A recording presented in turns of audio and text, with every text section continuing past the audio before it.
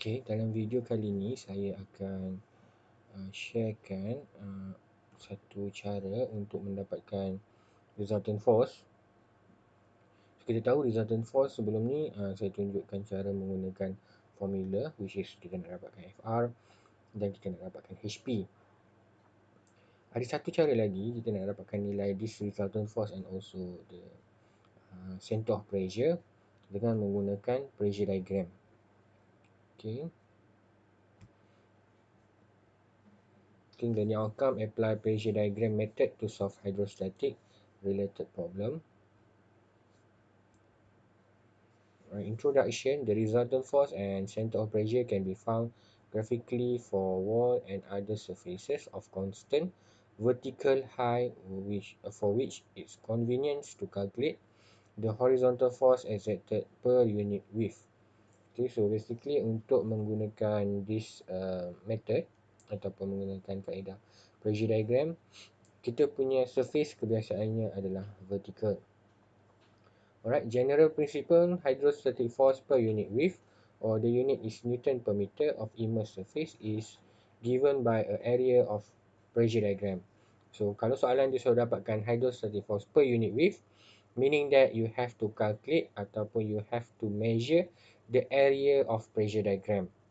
Okay, kemudian the resultant force ataupun FR is given by the volume of pressure prism. Okay, maksudnya kalau untuk dapatkan resultant force, the value kita boleh obtain ataupun kita boleh dapat daripada volume of the pressure prism. Okay, and then center of pressure is given by the location of centroid pressure prism. So untuk dapatkan HP ataupun untuk dapatkan center of pressure, dia terletak ataupun is located at the centroid of the pressure prism. Okay, saya akan tunjuk. Alright, so in this topic, okay, so tadi saya dah bagi tahu kalau soalan suruh dapatkan first force per unit width, maksudnya kita perlu dapatkan area of the pressure prism. So macam mana jadinya pressure prism ni? So pressure prism ni dia, okay, kita ada satu wall ataupun kita ada surface, and then surface of water here. Okay, and then kita tahu pressure increase. Okay, pressure increase bila kita semakin ke dalam. Okay, alright. Pressure, kita ada wall, and then pressure, kemudian kita ada surface of water. So pressure increase apabila semakin ke dalam. Okay, so dia akan terbentuk satu segitiga ataupun prism. So di prism lah sebab kita punya wall ni ada width kan, ada lebar. So kalau you nampak dia adalah satu bentuk prism. Alright, so terbentuklah macam ni. Alright, so semakin ke dalam pressure kita akan semakin meningkat. Jadi untuk dapatkan area of the prism is basically area of the triangle lah, which is 1/2 darabkan dengan ketinggian AB darabkan dengan BC, which is AB ni is referring to the value of H, nilai H. Alright, kemudian untuk BC ni pula adalah is equal to rho G H. So kita tahu ini adalah pressure. Okay, so untuk dapatkan pressure, P is equal to rho G H. Alright, so this formula. Kemudian kalau soalan suruh dapatkan resultant force, so daripada area yang kita dah dapat tu, kita darabkan dengan dia punya width. So kita akan dapat dia punya volume. Okay, FR is at through the centroid P, which is at a depth of 2/3 H from A. Okay, so center of pressure dia terletak pada centroid. Centroid means kalau segitiga dia centroid dia terletak pada 2/3. Okay, tapi kalau kita punya pressure diagram ni berbentuk segi empat, so nanti saya akan tunjuk. So kita punya centroid is located at the center, di tengah-tengah, which is H divided by 2. Okay. Right, kita pergi kepada example. Okay, bila kita tengok example, so hopefully you boleh nampak soalan tu. Alright. The question is at the bottom. You boleh nampak ya.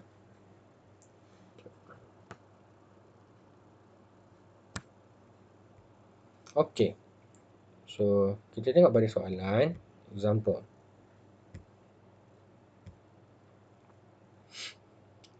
A 2 meter by 3 meter tank is vertical side contain oil of density 900 kg per meter cube to a depth of 0.8 meter, which float on 1.2 meter depth of water. Calculate the resultant hydrostatic force and its location on the 3 meter side of the tank. Okay, so daripada soalan ni, justru kita dapatkan centroid dan justru kita dapatkan resultant force. Okay, how to solve this question? Okay, kalau tengok kepada soalan. Okay, so dalam soalan ni dia ada figure to the next page. Okay, so figure dia macam ni lebih kurang. So dia kata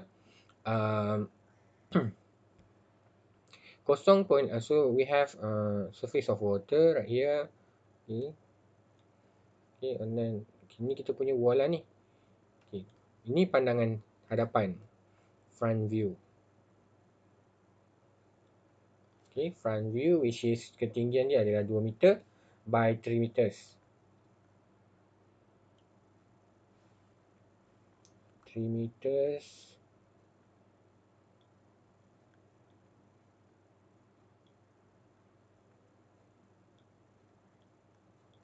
Okay, so dia punya lebar adalah 3 meters.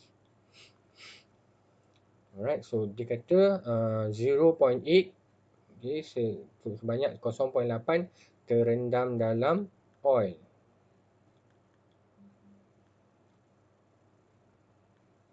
Dan lagi 1.2 terendam dalam water. Okay. So disuruh dapatkan resultant force dan disuruh kita dapatkan centroid. Okay, so saya tunjukkan macam mana terhasilnya this diagram. Okay, so saya tunjukkan macam mana terbentuknya diagram tu daripada soalan. Okay. So kita punya wall. Okay, so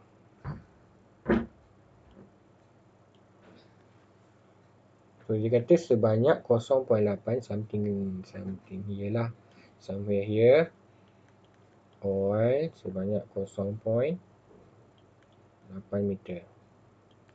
Dan okay, this is the bottom lah. Okay, H2O. Yang tenggelam banyak 1.2 meter. So daripada sini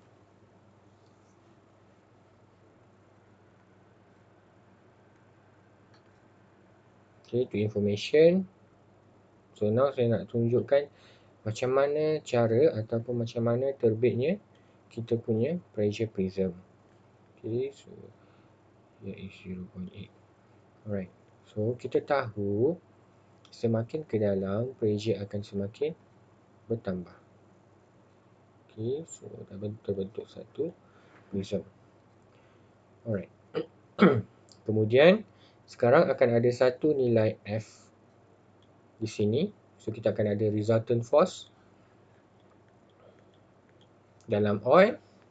And then kalau you tengok dekat pada bahagian bawah ni, okay, pada bahagian bawah ni bentuknya adalah trapezium, which is kalau trapezium dia agak sukar untuk kita dapatkan volume. So it's better kita pecahkan kepada 1/3 dan juga 1/4.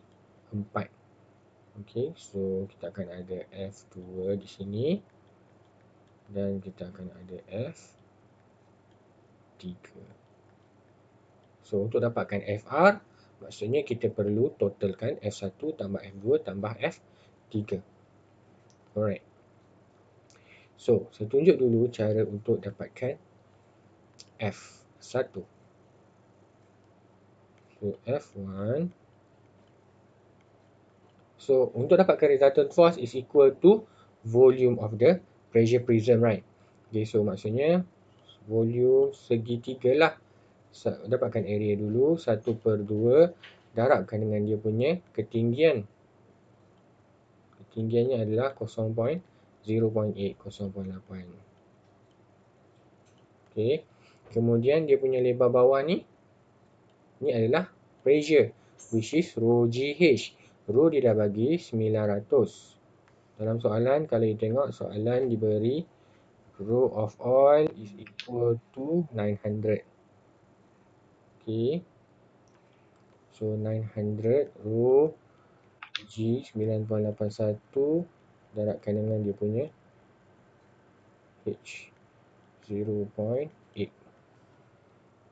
Darabkan dengan dia punya lebar ni. Okay, which is 3 meters. Alright, so bila you solve this question, you akan dapat satu nilai. Kemudian dapatkan pula F2. F2.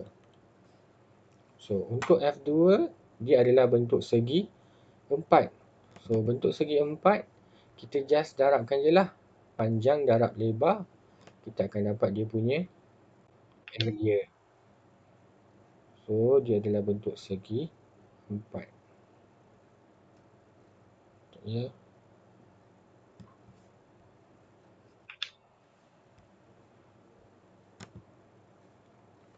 So dia punya ketinggian adalah 1.2 meter.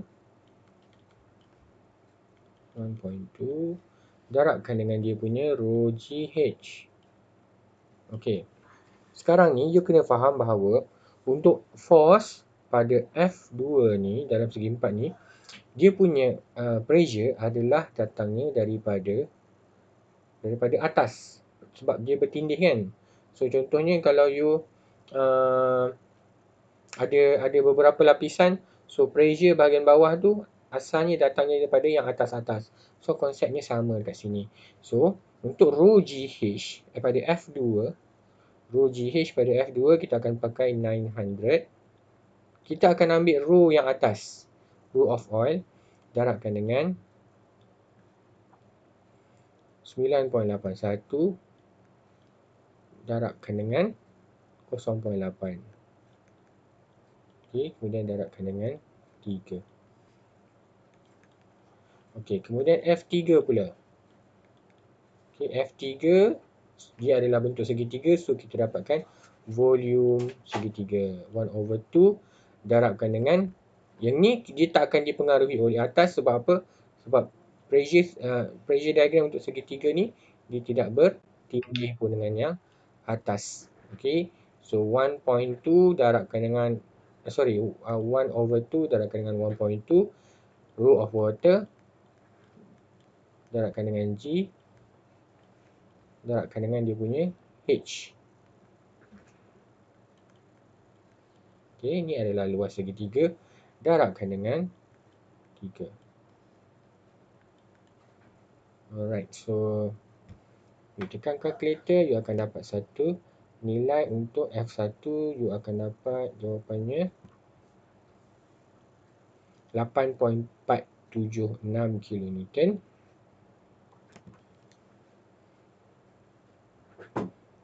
8. Kemudian untuk F2, you will get 25.428 kilonewton. Dan the third one F3 you will get 21.19 kilonewton. Okay, 21.19 kilonewton. Okay, so F total sama lah juga dengan F1 tambah F2 tambah F3. So jawapan akhir you akan dapat 55.049. 55.049 94 kilonewton.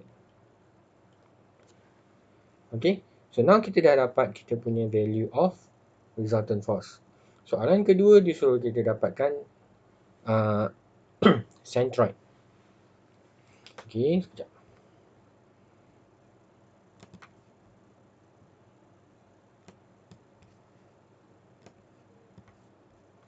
Saya clearkan sekejap.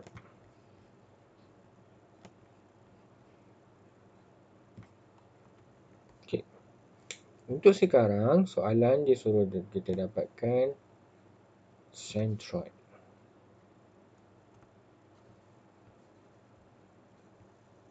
Okay, so centroid tadi saya dah bagi tahu. Sekejap saya lukis semula.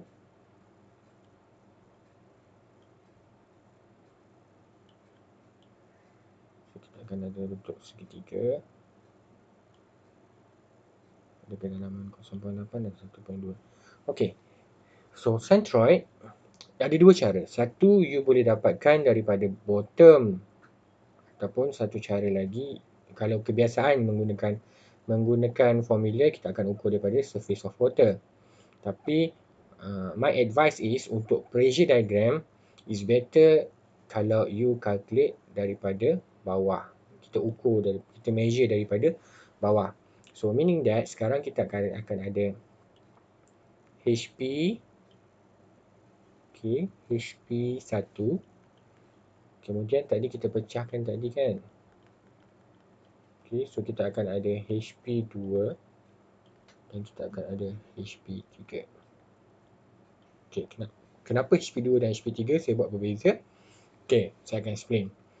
Alright, untuk segitiga,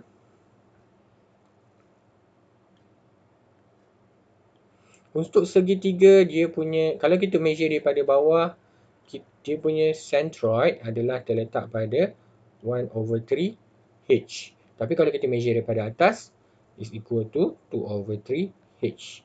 That's why kalau kat sini you nampak saya draw dia sedikit ke bawah. Ni pun sama, HP3 dia sedikit ke bawah. Kalau segi 4 pula, centroid ni terletak di tengah-tengah. Dia terletak di 1/2 H. Okay, so ingat Alright. So untuk HP, kita perlu dapatkan HP1 dulu. HP1 is equal to 1/3 H.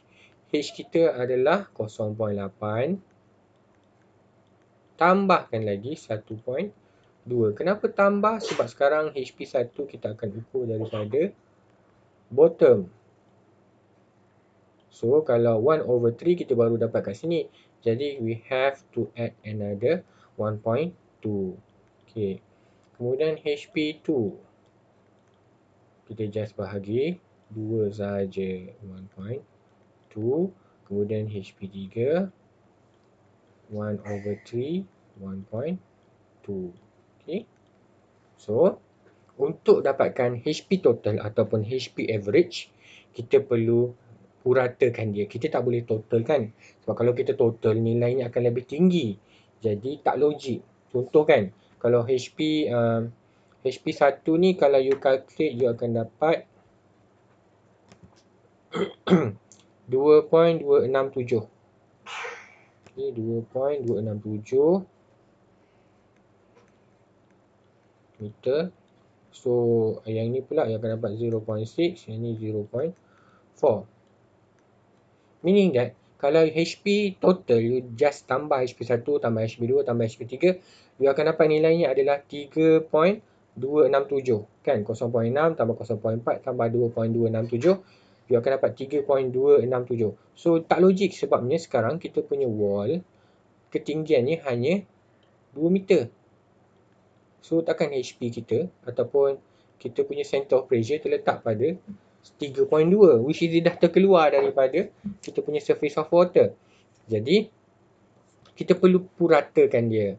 So cara untuk dapatkan purata, sebelum ni kita dah guna cara formula sama juga, HP total darabkan dengan FR total is equal to FR1 HP1 tambahkan dengan FR2 HP2 tambahkan dengan FR3 HP3. Okay, so kita nak dapatkan HP total, kita pindahkan je lah FR sebelah, yang dia akan jadi bahagilah, kan? So all this divide by FR total. So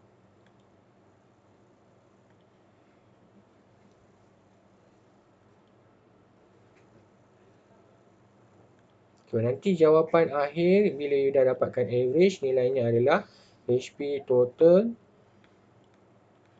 0.78 meter.